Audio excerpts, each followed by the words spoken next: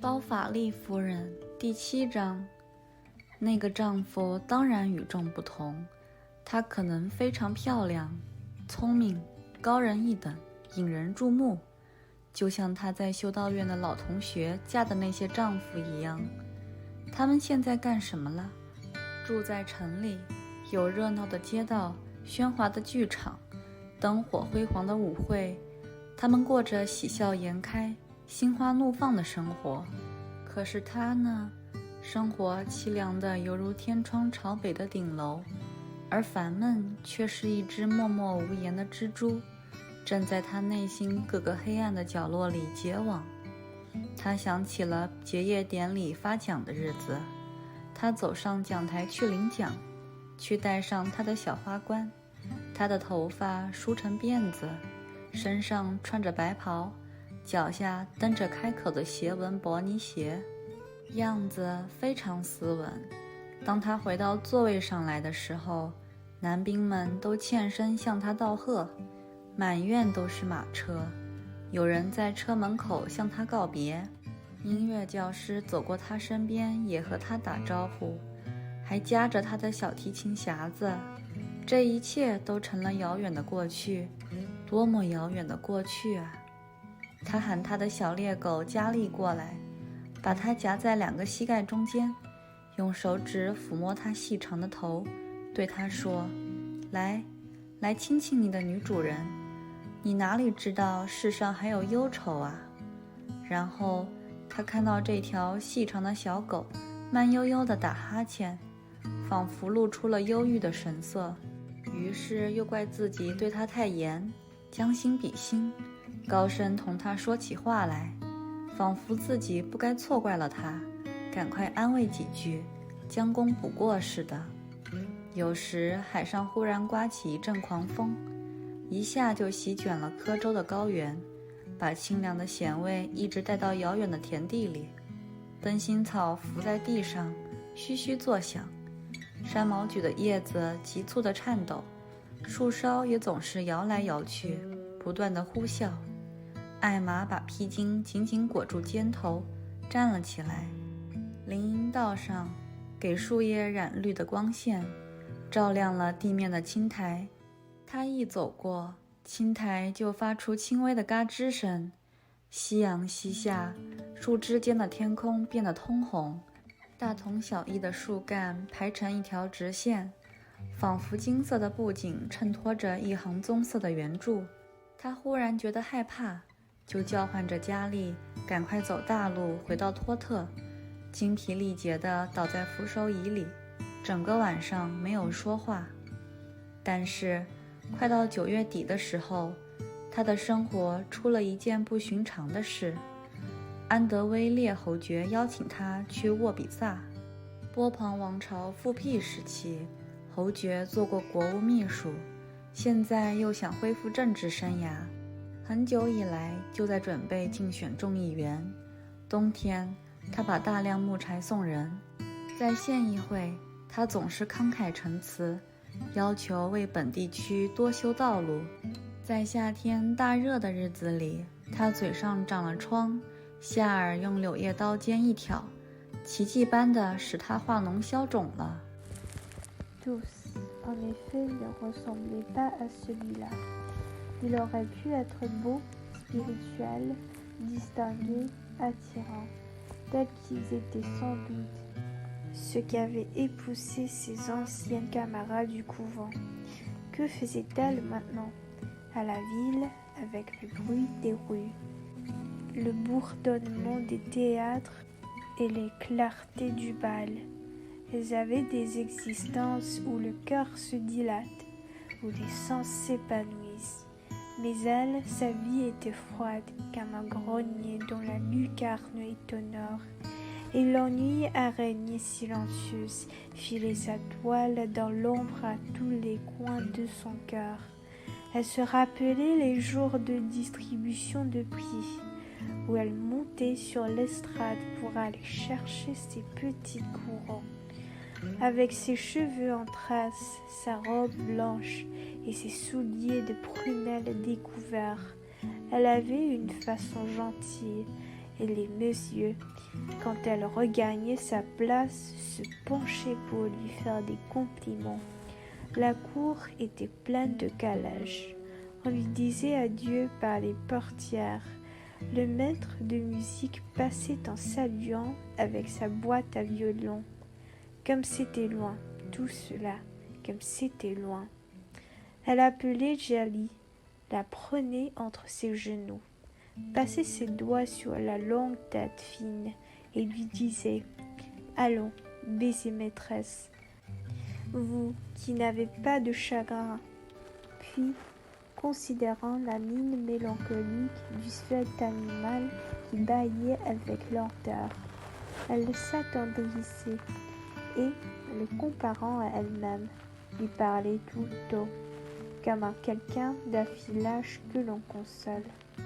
Il arrivait parfois des rafales de vent, brises de la mer qui, roulant d'un bond sur tout le plateau du pays de Caux, apportaient jusque loin dans les champs une fraîcheur salée.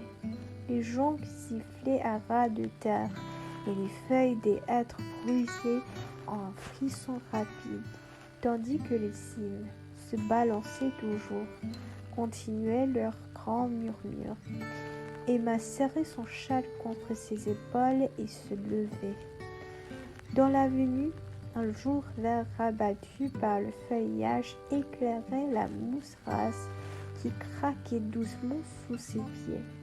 Le soleil se couchait, le ciel était rouge entre les branches, et les troncs pareils des arbres plantés en ligne droite semblaient une colonnade brune se détachant sur un fond d'or. Une peur la prenait. Elle appelait Djali, sans retourner vite à Tostes par la grande route, s'affaissait dans un fauteuil et de toute la soirée ne parlait pas. Mais vers la fin de septembre, quelque chose d'extraordinaire tomba dans sa vie. Elle fut invitée à la Vaubyessard, chez le marquis d'Antervilliers, secrétaire d'État sous la Restauration. Le marquis, cherchant à rentrer dans la vie politique, préparait de longue main sa candidature à la Chambre des députés. Il faisait d'hiver de nombreuses distributions de fagots et au Conseil général réclamait avec exaltation toujours des routes pour son arrondissement. Il avait eu, lors des grandes chaleurs, un abcès dans la bouche, dont Charles l'avait soulagé comme par miracle, en y donnant à point un coup de lancette。派去托特送手术费的管家当天晚上回来，说起他在医院的小花园里看见了上等樱桃。沃比萨的樱桃一直长得不好，侯爵先生就向包法利讨了一些枝条，他认为理应当面道谢。碰巧看见艾玛，发现她身材苗条，行起礼来不像乡下女人，觉得如果邀请这一对年轻夫妇到侯爵府来，既不会有失体统，也不会惹出是非。一个星期三下午3点钟，包法利先生和夫人坐上了他们的马车，动身到沃比萨去。车后面捆了一只大箱子，挡板前面放了一个帽盒，此外夏尔两腿中间还夹着一个纸匣。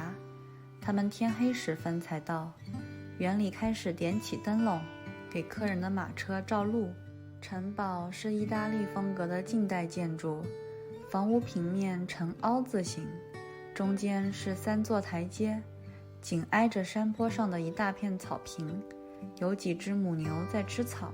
草坪两旁有一丛丛稀疏的大树，中间有一条弯弯曲曲的沙子路，路旁是修剪过的花木，杜鹃花、山梅花、绣球花，凸起了一团团大大小小的绿叶。一条小河流过一座小桥，屋中可以看见几所茅屋，疏疏落落地散落在草地上。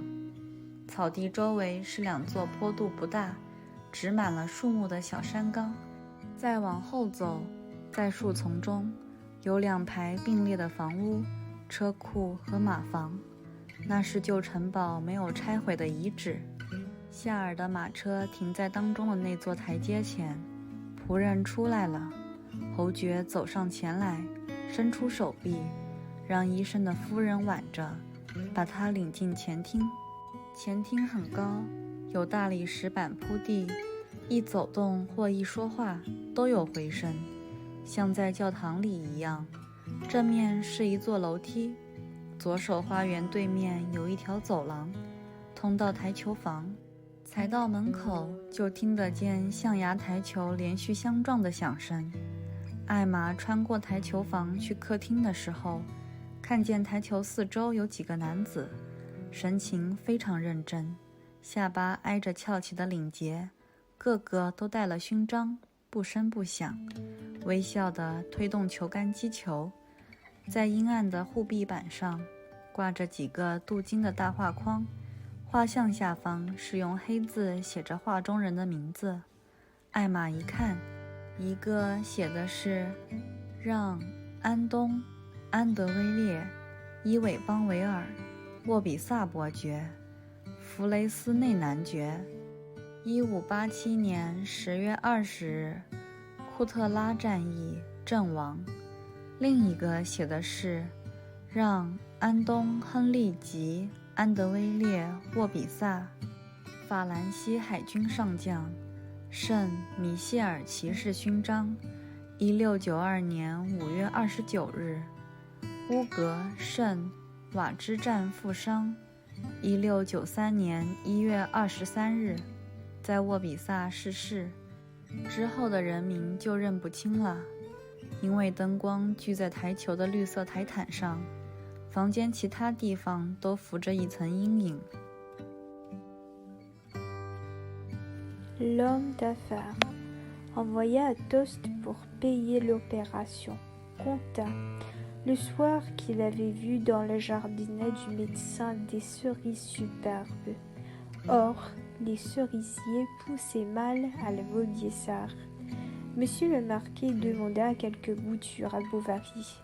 Ce fit un devoir de l'en remercier lui-même. Aperçut Emma, trouva qu'elle avait une jolie taille et qu'elle ne saluait point en paysanne, si bien qu'on ne crut pas au château outrepasser les bornes de la condescendance, ni d'autre part que mettre une maladresse en invitant la jeune ménage, un mercredi à 3 heures, Monsieur et Madame Bovary, montés dans leur boc, partirent pour la Vaubyessard, avec une grande malle attachée par derrière et une boîte à chapeau qui était posée devant le tablier.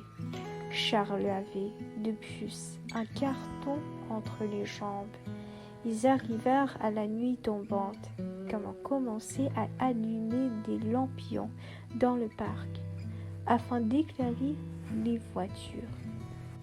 Le château, de construction moderne à l'italienne, avec 2 ailes avançant et 3 perrons, se déploya au bas d'une immense pelouse où passaient quelques vaches, entre des bouquets de grands arbres espacés, tandis que des bannettes d'arbustes, rhododendrons, seringas et bouts de neige bombaient leurs touffes de verdure inégales sur la ligne courbe du chemin sablé.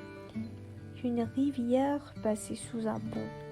À travers la brume, on distinguait des bâtiments à toit de chaume, éparpillés dans la prairie, que bordaient en pente douce 2 couteaux couverts de bois. Et par derrière, dans les massifs, se tenaient sur 2 lignes parallèles les remises et les écuries, restes conservés de l'ancien château démoli. Le boc de Charles s'arrêta devant le perron du milieu. Des domestiques parurent. Le marquis s'avança et, offrant son bras à la femme du médecin, l'introduisit dans le vestibule. Il était pavé de dalles en marbre, très haut, et le bruit des pas, avec celui des voix, y retentissait comme dans une église.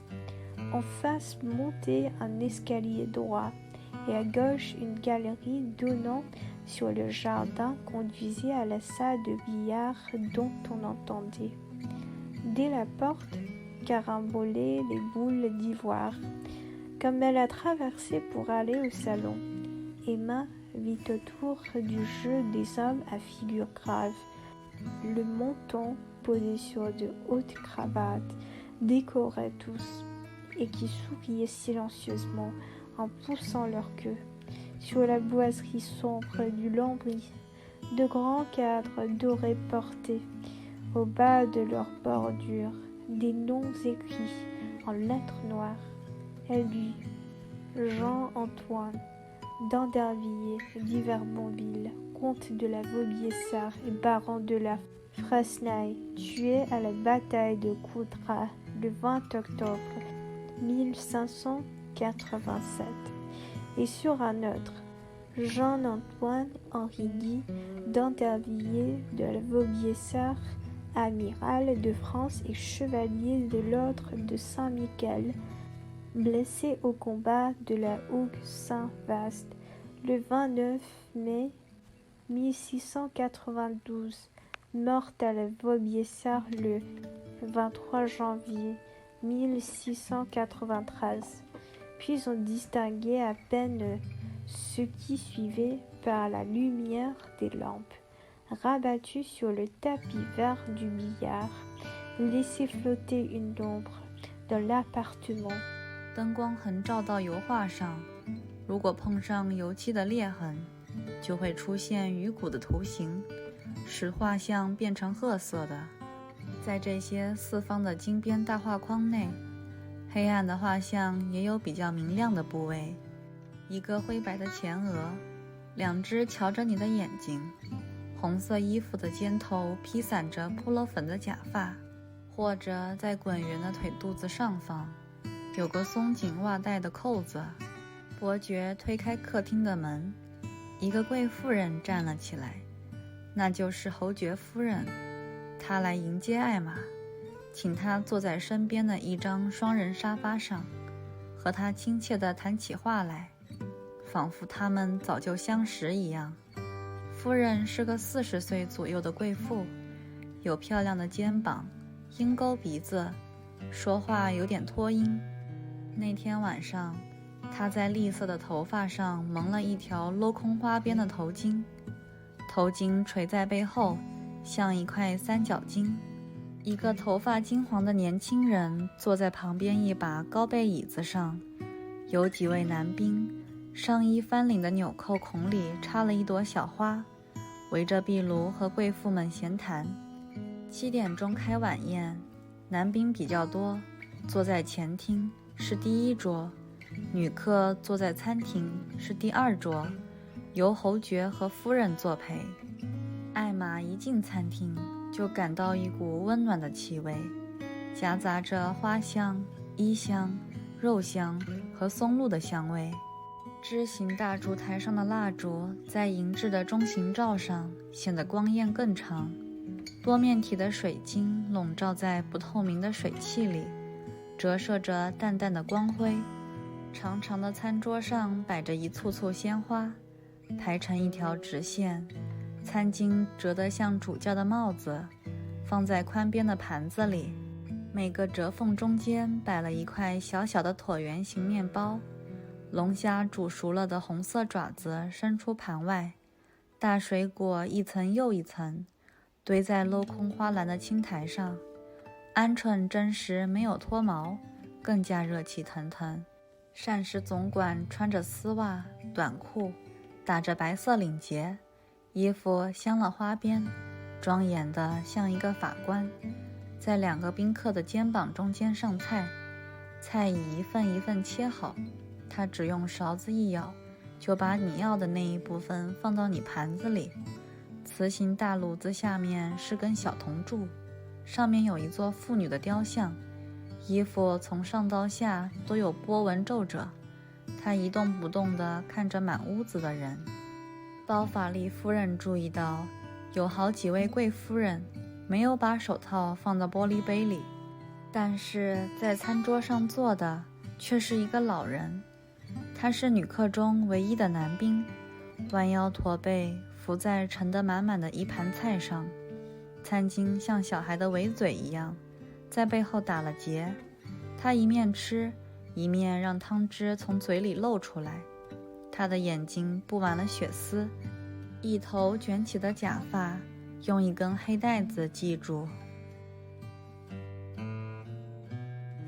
Brunissant les toiles horizontales, elles se brisaient contre elles en arêtes fines, selon les craquelures du vernis.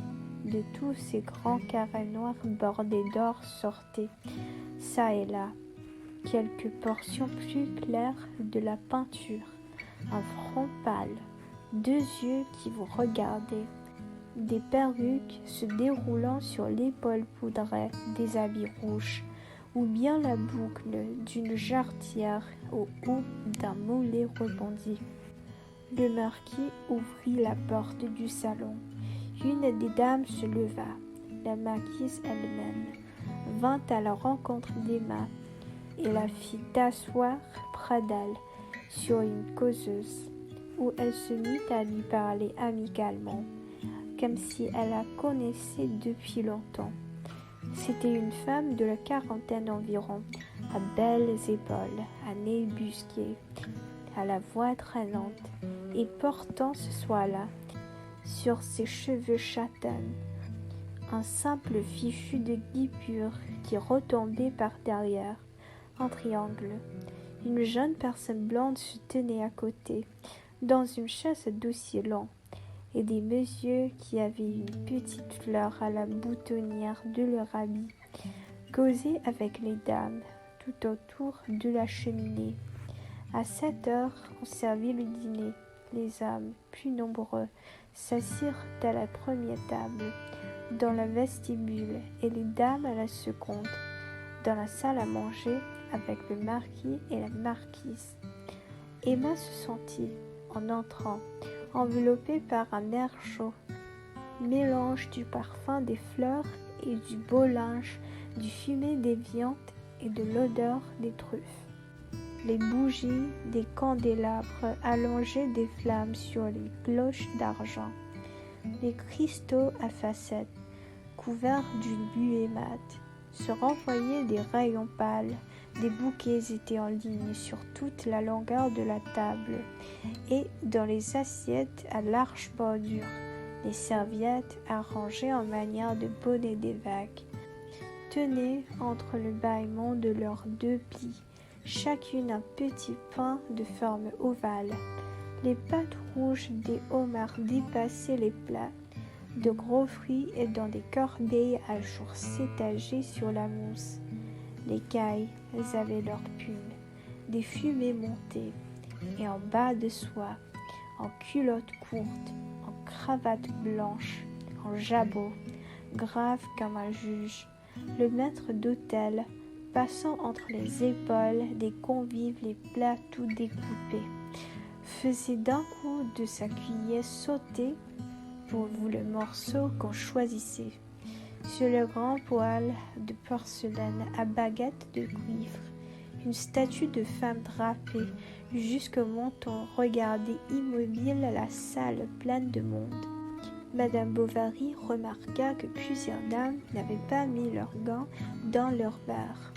Cependant, au haut bout de la table, seule parmi toutes ces femmes, courbée sur son assiette remplie et la serviette nouée dans le dos comme un enfant, un vieillard mangeait, laissant tomber de sa bouche des gouttes de sauce.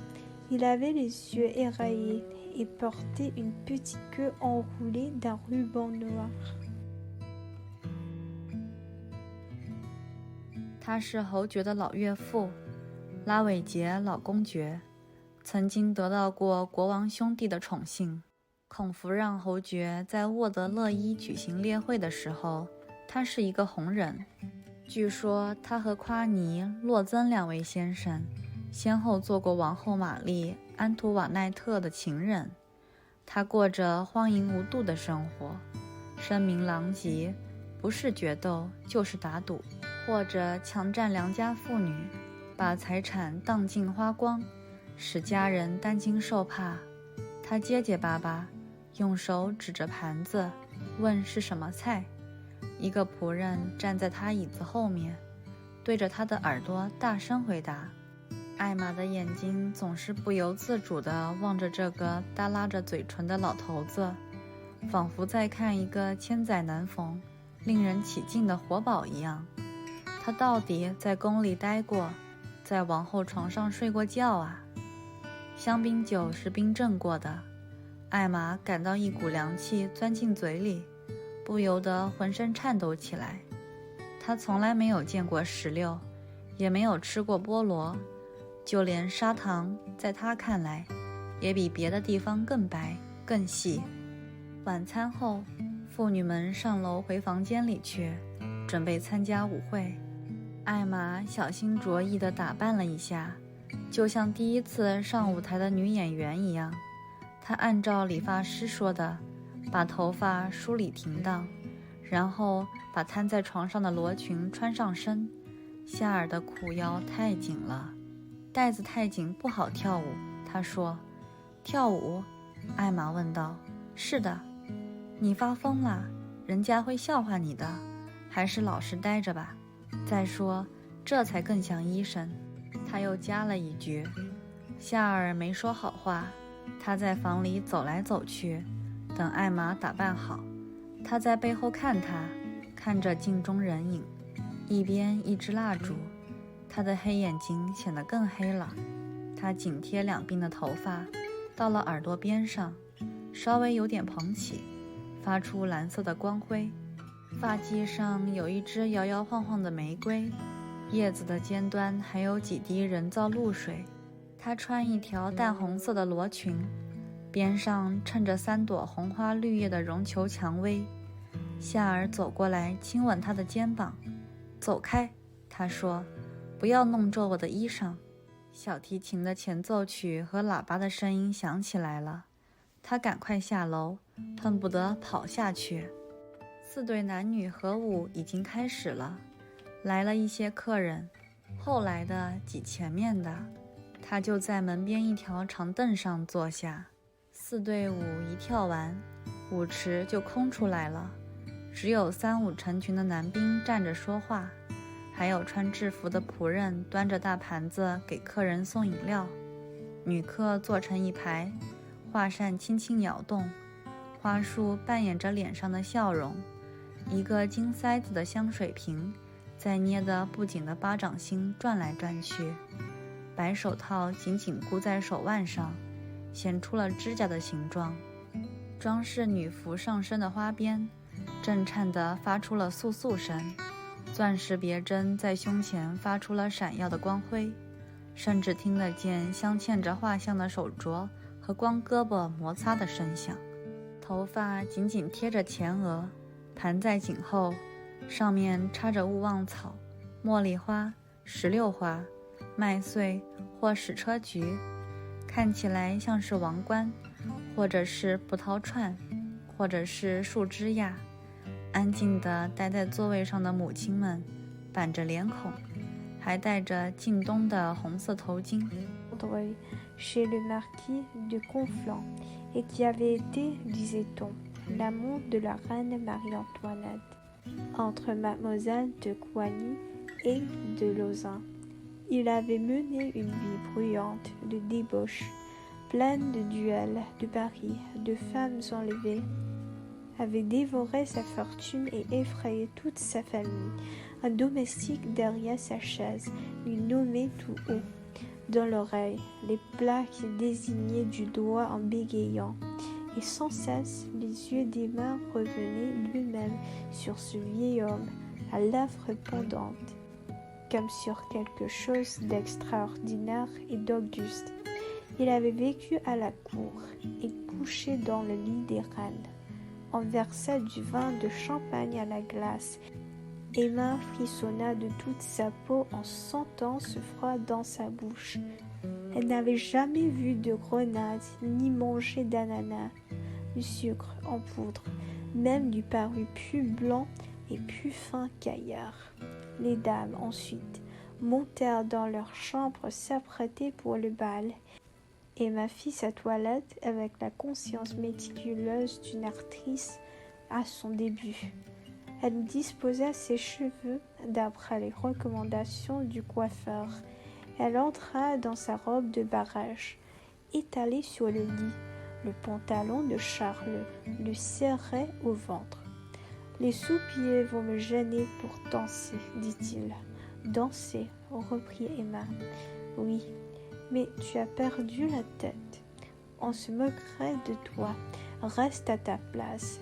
D'ailleurs, c'est plus convenable pour un médecin, ajouta-t-elle. Charles se tut.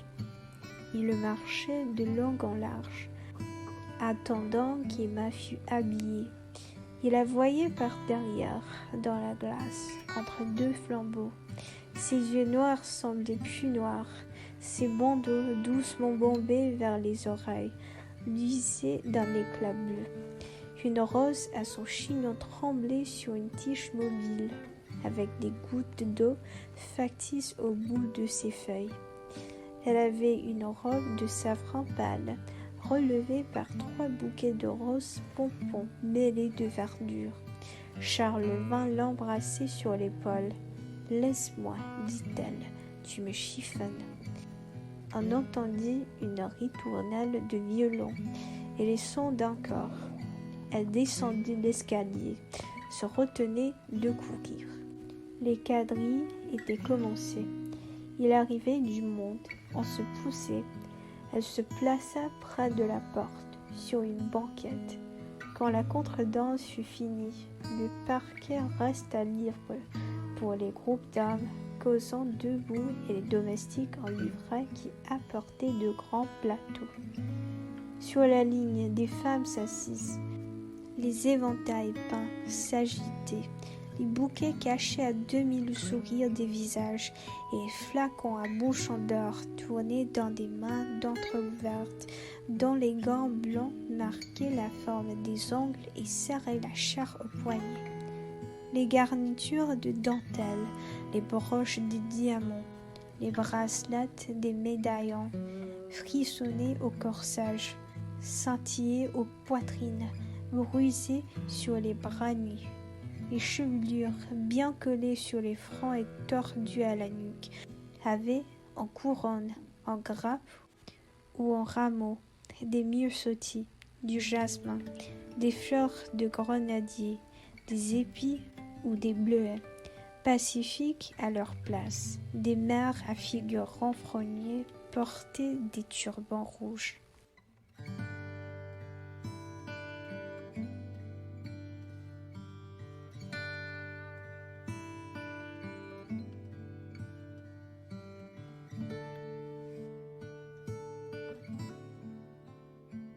艾玛的舞伴用指尖搀着她去舞池，她和女伴站成一行，等候音乐开始。这时有点心跳，但是不久，心情的激动就消失了。伴随着乐队的节奏，左右摇曳，轻轻滑步向前，颈脖子俯仰自如。有时，小提琴独奏得恰到妙处，别的乐器都停止演奏。他的嘴唇就会露出微笑。隔壁传来金路易倒在赌台绿毯上的叮当声，随后乐器又都同时吹奏起来。短号发出了嘹亮的响声，脚步又合上了拍子，裙子飘开，擦过舞伴，翩若惊鸿。有时手握着手，有时手又撒开，舞伴的眼睛上下顾盼，然后又盯住你的眼睛。有些25岁到40岁之间的男兵，大约有14、15个，不管是混杂在人群中间跳舞也好，或者是在门口谈天说地也好，都显得家世与众不同。虽然他们的年龄、装束、面孔并不一样，他们的燕尾服做工特别讲究，似乎是一种更软的料子制成的。他们鬓角上的卷发雪亮，抹了高级的香脂。他们的脸色白润，是富贵人家的脸色，瓷器的清白，锦缎的灿烂，漂亮家具的光泽衬托得它们的脸色更加白润，而要维持这种脸色，非得讲究饮食，注意营养不可。它们的领结打得很低，颈脖子可以自由转动，长长的络腮胡子在衬衫的翻领上漂浮。它们用手绢擦嘴唇，手绢上绣了名字的第一个字母，散发出一股香味。那些不知老之将至的人看起来显得更年轻，而年轻人的脸上却显出少年老成的神气。他们的眼睛流露出满不在乎的神情，因为每天的欲望都得到满足，所以心平气和。然后从他们温文尔雅的外表，也可以看出他们特殊的粗暴本性。他们要控制不难控制的东西，既可以显示力量，又可以满足虚荣心，所以他们喜欢驰骋骏马，玩弄荡妇。La cœur d'Emma lui battit un peu lorsque son cavalier, la tenant par le bout des doigts, elle vint se mettre en ligne et attendit le coup d'archet pour partir. Mais bientôt l'émotion disparut, et se balançant au rythme de leur geste, elle glissait en avant, avec des mouvements légers du cou. Un sourire lui montait aux lèvres à certaines délicatesses du violon, qui jouait seul, quelquefois quand les autres instruments se taisaient. On entendait le bruit clair des douilles d'or qui se versaient à côté, sur le tapis des tables, puis tout reprenait à la fois. Le cornet à piston lançait un éclat sonore, les pieds retombaient en mesure, les jupes se bouffissaient en frôlaient, les mains se donnaient, se quittaient, les mêmes yeux, s'abaissant devant vous, revenaient se fixer sur les vôtres.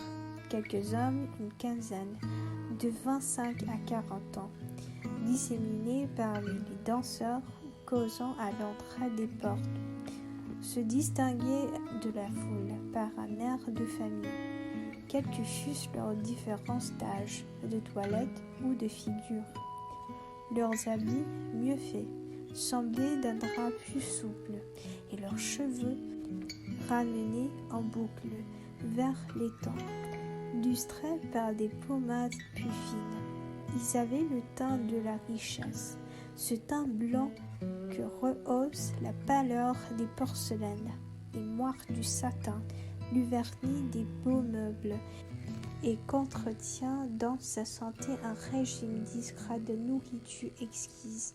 Leurs cous tournaient à l'aise sur des cravates basses, leurs favoris longs tombaient sur des cols rabattus. Ils s'essuyaient les lèvres à des mouchoirs brodés d'un large chiffre, d'où sortait une odeur suave.